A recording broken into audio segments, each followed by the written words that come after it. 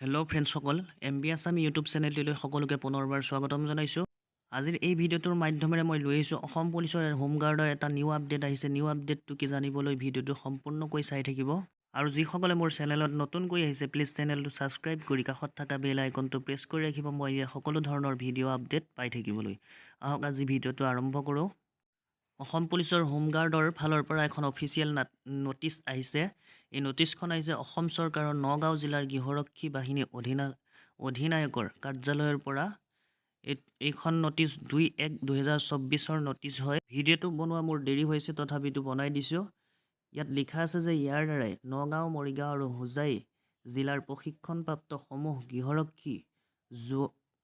গৃহৰক্ষীক জনোৱা হয় যে স্বাস্থ্য ও শাৰীৰিক সক্ষমতাৰ পৰীক্ষাত অৱতীৰ্ণ হ'বৰ বাবে যিসকল গৃহৰক্ষী কাৰ্যালয়ত আবেদন কৰিছিল সেইসকল গৃহৰক্ষীক অহা ইংৰাজী 10/1/2024 জানুৱাৰী তাৰিখে পৰীক্ষা অনুষ্ঠিত কৰা হ'ব।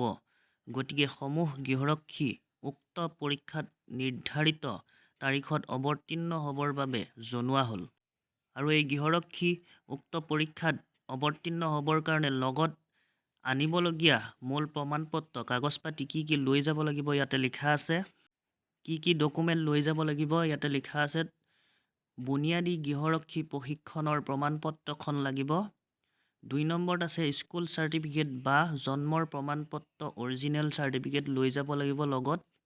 3 নম্বৰ ভোটৰ পৰিচয় পত্ৰ, আধাৰ কাৰ্ড আৰু পান কাৰ্ডৰ অৰিজিনেল কপি লগত লৈ যাব লাগিব।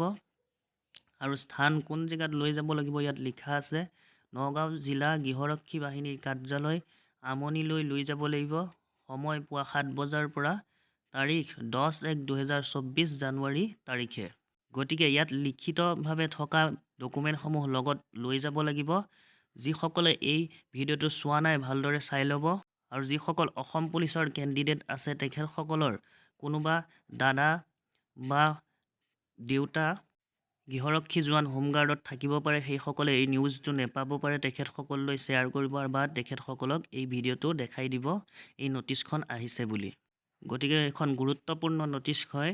কেইদিনমানৰ আগতে আহিছে যদিও মোৰ ভিডিঅ'টো বনোৱা দেৰি হৈছে, তথাপিতো ভিডিঅ'টো বনাই আপোনালোকক জনাই দিছোঁ যে এই নটিচখন আহিছে বুলি। আৰু বহুতে কেণ্ডিডেটে মোক সুধি আছে যে অসম পুলিচৰ হোমগাৰ্ডৰ নতুন ভেকেঞ্চি আহিব নেকি। নতুন ভেকেঞ্চি এতিয়ালৈকে কোনো ধৰণৰ আপডেট অহা নাই। হয়তো অসম পুলিচৰ সেইটো অৰ্ডাৰ দিয়ে নে নিদিয়ে সেইটো চৰকাৰৰ হাতত আছে। অসম পুলিচৰ ইণ্টাৰভিউ মে-জুন মাহত অনুষ্ঠিত হ'ব নিশ্চয়।